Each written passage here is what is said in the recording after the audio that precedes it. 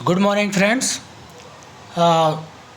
The theory of evolution में आज हमारा टॉपिक है, कुछ क्वेश्चन आंसर के रूप में हम एवोल्यूशन को पढ़ेंगे। जिसमें पहला क्वेश्चन है कि who was Charles Darwin. Charles Darwin कौन थे, उन्होंने क्या क्या काम किया और थ्योरी उन्होंने कौन सी दी एवोल्यूशन के लिए। सेकंड है how does evolution through natural selection work. Natural selection के द्वारा एवोल्यूशन काम कैसे करता है। और थर्ड क्वेश्चन है how do variation become adaptation. इन सब प्रश्नों का उत्तर हम जानते हैं। तो सबसे पहले बात आती है हु वाज चार्ल्स डार्विन। तो एक एक चीज़ को आप नोट करते जाइए, इस तरह से नोट्स बनाएंगे तो आपको आसानी रहेगी परीक्षा में। तो चार्ल्स डार्विन इंग्लैंड के एक प्राकृतिकविद थे, नेचुरलिस्ट थे और उन्होंने एवोल्यूशन की थ्योरी लगभग 1800वीं सदी में दी। एक नेचुरलिस्ट होने के नाते वो प्लांट और एनिमल का ऑब्जर्वेशन करते रहते थे और जगह जगह की यात्राएं करने के दौरान अपना जो भी रिकॉर्ड है अपनी डायरी में नोट कर लेते थे। एक बार वो अल्फ्रेड बेलेस के साथ HMS बीगल नामक जहाज़ पर बैठकर और जगह जगह पर घूमते हुए एक डिफरेंट आइलैंड पर पहुंचे जिसका नाम था गैलापागोस आइलैंड। ये गैलापागोस आइलैंड जगह जगह पर बिखरे हुए द्वीपों का समूह है। अलग अलग प्रकार के यहाँ पर द्वीप समूह पाए जाते हैं और अलग अलग जगह का एनवायरनमेंट भी अलग अलग है। वहाँ पर उन्होंने देखा कि tortoise look different depending on which island of environment they inhabited. उन्होंने देखा कि अलग अलग जगह पर रहने वाले जो टर्टोइज थे उनका बिहेवियर अलग अलग प्रकार का था और ये चीज़ उन्होंने नोट की। न केवल कछुओं में बल्कि उन्होंने वहाँ के रहने वाले जो पक्षी थे, बाद में डार्विन फिंचेस कहलाए, वहाँ भी देखा। क्वेश्चन नंबर सेकंड है how does evolution through natural selection work. Evolution natural selection द्वारा काम कैसे करता है। तो डार्विन ने अपने दो कंसेप्ट दिए। उन्होंने बताया कि अपनी आदतों के कारण टॉर्टोइज भले अलग अलग दिखाई दे रहे हैं लेकिन उनका एंसेस्टर या उनका पूर्वज एक ही है, कॉमन एंसेस्टर है। और सेकंड उन्होंने कहा कि variation that means slight difference awkward later on through natural selection. और ये जो वेरिएशन आए हैं ये किसके कारण आए, कछुओं में नेचुरल सिलेक्शन के कारण आए। तो वेरिएशन क्या होते हैं, स्लाइट डिफरेंस, एक छोटा सा अंतर आ गया है। यदि उसका पीठ का कलर जो है वो बैक कलर जो चेंज हो गया या उसकी गर्दन की साइज़ थोड़ी सी बढ़ गई है, थोड़ा सा म्यूटेशन आ गया है, जेनेटिक म्यूटेशन, उसके कारण फिनोटाइप चेंज हो गया है, या सेक्सुअल रिप्रोडक्शन के दौरान कुछ ना कुछ जीन आपस में इंटरचेंज हो गए हैं और उनसे वेरिएशन आया हुआ है। ये वेरिएशन ही आगे एवोल्यूशन का कारण बनता है। डार्विन ने वहाँ पर रहने वाले पक्षियों को भी देखा। अलग अलग आइलैंड पर जो पक्षी रह रहे थे उनकी चोंचों के आकार में अंतर देखा और उनको उसने डार्विन फिंचेज नाम दिया। तो ये आप चोंचों के आकार दे रहे हैं वेजिटेटिव, ये आप देखेंगे वेजिटेटिव ट्री फिंचेज जो है वो इस तरह की चोंच रहती है, ये दाने खाने वाली है। इंसेक्टिवोरस जो फिंच है वो इस तरह से कीड़ों को खाने के लिए उसका एवोल्यूशन हुआ। छोटे कीड़ों को खाने वाली स्मॉल इंसेक्टिवोरस फिंचेज है। लकड़ी में छेद करने वाली वुड पीकर फिंचेज है, ठीक है। शार्प बीक फिंचेज है जो कि फूलों का रस पीती थी। और इस तरह आप देखेंगे जाला बनाने वाली, ठीक है, एक अच्छा सुंदर घोंसला बनाने वाली बार्बलर फिंचेज है। कैक्टस को खाने वाली कैक्टस ग्राउंड फिंचेज है, स्मॉल ग्राउंड फिंचेज है। और कुछ फिंचेज ऐसी थी जो कि मांसाहारी थी और उनकी चोंच गिद्ध के जैसी हो गई थी। तो ये वेरिएशन आया उसकी फूड हैबिट्स के कारण। क्वेश्चन आता है how does evolution through natural selection work. किस तरह से ये काम करता है। तो natural selection when an organism has a variation that allow it to live longer.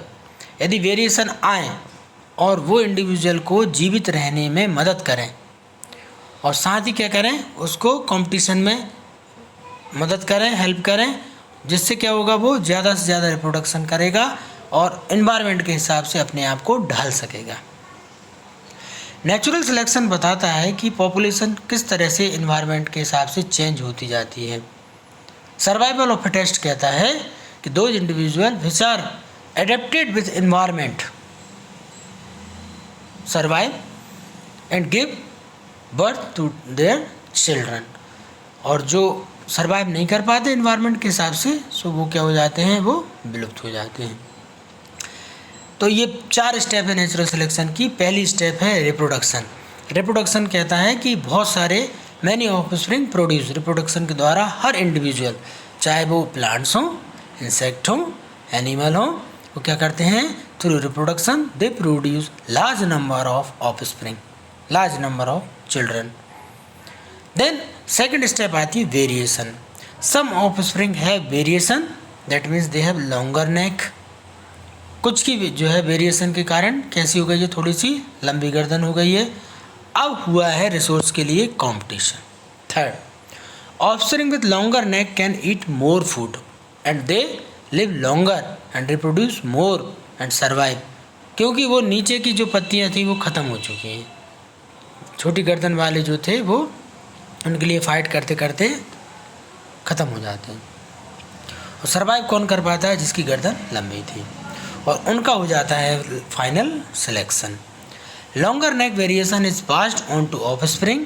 ये लंबी गर्दन वाला जीन यदि अगली पीढ़ी को पहुंचता है तो आगे जो बच्चे पैदा होंगे उन सब की गर्दन कैसी रहेगी, लंबी गर्दन रहेगी। लॉन्ग नेक वाले एक नया वेरिएशन हो गया जो कि अपनी मूल प्रजाति से थोड़ा सा क्या हो गया, अलग हो गया, डिफरेंट हो गया। तो ये इस तरह से नेचुरल सिलेक्शन वर्क करता है। Reproduction, variation, variation help in competition and competitively success individual selected by the nature, that is called natural selection। Question आता है how do variation become adaptation. ये वेरिएशन एडेप्टेशन कब बन जाता है, जो हेल्पफुल वेरिएशन रहते हैं, क्योंकि वेरिएशन कई प्रकार के हो सकते हैं, ज़रूरी नहीं 99% कह सकते हैं हम। ये वेरिएशन जो रहते हैं हार्मफुल रहते हैं, जिनको म्यूटेशन भी कहते हैं, ये हार्मफुल रहते हैं। ओनली 1% जो है वो हेल्पफुल रहते हैं। तो नेचर कभी ये नहीं कहती कि कोई भी चीज़ है तो वो फ़ायदेमंद ही रहेगी। तो those variation which are helpful to survive of individual are inherited from parent to their children और जनरेशन। सेकेंड है म्यूटेशन कॉजेज वेरिएशन। कभी कभी ये वेरिएशन अचानक भी हो जाते हैं, कभी कभी ग्रेजुअल होते हैं। ह्यूगो डे व्रीज ने उनको अचानक होने वाले परिवर्तनों को म्यूटेशन नाम दिया और डार्विन ने उनको नेचुरल सिलेक्शन नाम दिया। When many similar variation become more common in a species and they are advantageous then they are called adaptation।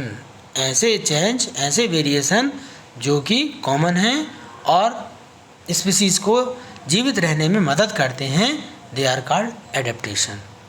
So an adaptation is an inherited trait that increase an organism's chance of survival and reproduce in its environment। Survival के chance बढ़ जाते हैं, इसी को हम adaptation कहते हैं। Types of adaptation यदि हम बात करें तो स्ट्रक्चरल, बिहेवियरल और फंक्शनल, 3 प्रकार के एडेप्टेशन हैं। ठीक है,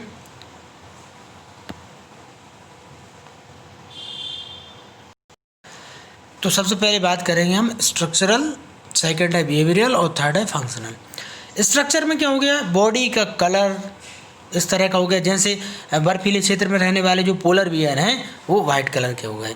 शेप इस तरह का हो गया कि वो आसानी से ढक जाते हैं, जैसे कि स्टिक इंसेक्ट, ठीक है, या लीफ इंसेक्ट।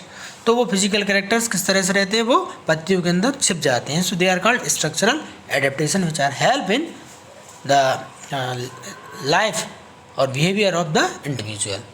सेकंड है बिहेवियरल एडेप्टेशन। इसमें व्यवहार इस तरह से बदल जाता है कि जो साधारण स्नैक है वो भी इस तरह का व्यवहार करेगा कि वो बहुत ही जहरीला और ख़तरनाक है, अपने गले से तेज़ तेज़ आवाज़ निकालेगा, फन फैलाएगा। भले ही वो नॉन पॉइजनस है लेकिन वो एक्टिंग किस तरह की करेगा, जैसे कि पॉइजनस। या कुछ कीड़ों को आपने बरसात में देखा होगा, ज़रा सा टच करने पर वो इस तरह से व्यवहार करते हैं, हाथ पैरों को एकदम निढाल कर देंगे, छोड़ देंगे जैसे कि वो मर गए हों, ताकि आप उनको छेड़ें नहीं। तो ये बिहेवियरल एडेप्टेशन कहलाता है। थर्ड है functional adaptation. Internal body system इस तरह से हो गया है कि उनकी पूरी बायोकेमिस्ट्री चेंज हो गई है। पैरासाइट में हम देखेंगे उनका पूरा इंटरनल सिस्टम इस तरह से है कि वो कठिन से कठिन परिस्थितियों में भी होस्ट के अंदर अपने आप को जीवित बचाए रख सकते हैं। That is called functional adaptation. देखिए यहाँ पर 4 प्रकार को बताया गया है। सबसे पहले है ये स्ट्रक्चरल एडेप्टेशन, ये टीथ। सेकेंड है बिहेवियरल, ये वोकलाइजेशन। थर्ड है स्ट्रक्चर, फर कोट इस तरह का हो गया है ताकि वो बर्फ़ में आसानी से ढक जाए। बिहेवियरल एडेप्टेशन हो गया है ग्रूमिंग, और functional adaptation regulating body temperature. बहुत लो टेम्परेचर होने पर दे हाइबरनेट, और जब हाई टेम्परेचर होता है तो ये हो जाते हैं एस्टिवेट, और एस्टिवेशन कहते हैं उसको। ठीक है, तो इस तरह से ये अपने फंक्शनल जो है वो चेंज करके जीवित बचाए रखते हैं अपने आप को। क्वेश्चन आता है how do variation become adaptation. तो दो चीज़ें हैं, कैमोफ्लेज एंड मिमिक्री। इसको ध्यान से देखिए, ये स्टेप आते हैं, कैमोफ्लेज और मिमिक्री होते क्या हैं। कैमोफ्लेज का मतलब है अपने आप को इन्वायरमेंट में छिपा लेना, टू हाइड द एनवायरमेंट, और मिमिक्री मतलब होता है एक स्पीसीज दूसरी स्पीसीज की नकल कर रही है, कॉपी कर रही है, कॉपी दैट मीन्स मिमिक्री, और हाइड कर लिया दैट मीन्स कैमोफ्लेज। जैसे ये देखिए कैमोफ्लेज, ये वर्ब के साथ इसने अपने आप को कलर जिस तरह से हो गया है कि वो दिख नहीं रहा है, शत्रुओं से भी रक्षा कर सकता है और आसानी से ये छुप सकता है। लीफ इंसेक्ट देखिए बिल्कुल लीफ जैसा दिखाई दे रहा है, लेकिन ये इंसेक्ट है, ये कैमोफ्लेज कहलाता है। यहाँ पर देखिए आपको इंसेक्ट दिखाई दे रहा है, यहाँ पर कुछ दिखाई दे रहा है, आपको ध्यान से देखिए, इसने अपने आप को पूरा वातावरण के हिसाब से ढक लिया है, that is called camouflage. Mimicry की बात करें तो थोड़ा सा मैं इसको जूम कर देता हूँ। ये विक्टरी बटरफ्लाई क्या करती है, मोनार्क बटरफ्लाई की नकल करती है। ये जहरीली नहीं है, लेकिन ये क्या करती है, इसकी मिमिक करती है। जो मिमिक्री करता है उसको मिमिक बोलते हैं, और जिसकी नकल हो रही है वो मॉडल कहलाता है। ठीक है, यहाँ पर आप स्नैक देखिए। अब ये ईस्टर्न कोरल स्नैक जो है वो बहुत जहरीला होता है, ये वाला वेनमस है, पॉइजनस है, जबकि scarlet king snake non venomous है, नॉन पॉइजनस है, लेकिन नकल ये इसकी कर रहा है। ये पॉइजनस नहीं है, लेकिन ये क्या कर रहा है, इसकी नकल कर रहा है। इसको हम क्या कहते हैं, मिमिक्री कहते हैं। आर्टिफिशियल सिलेक्शन की बात करें, selective breeding, the breeding of organism for desired character. हमने क्या किया आर्टिफिशियल सिलेक्शन में, ये जो जंगली लोमड़ी थी फॉक्स, इससे हमने बहुत सारे हमारे मतलब के क्रॉस करा के हमने क्या किया, बहुत सारे डॉग तैयार किए, डॉग वैरायटी तैयार किए हैं हमने। अल्सेशियन डॉग तैयार किए हैं, बुलडॉग तैयार किए हैं, जर्मन शेफर्ड तैयार किए हैं। इस तरह से ये अलग अलग प्रकार की जो स्पीसीज़ हैं, ये आर्टिफिशियल सिलेक्शन के द्वारा मनुष्य के द्वारा पैदा की गई स्पीसीज़ हैं, वाइल्ड फॉक्स के द्वारा। यहाँ पर हम देखें, बनाना की बात करें तो ये जंगली बनाना था, और इससे हमने क्या किया, अभी हमारा जो आर्टिफिशियल बनाना जिससे हमने खुद सेलेक्ट किया है, इस तरह से ये आर्टिफिशियल सिलेक्शन तक आए।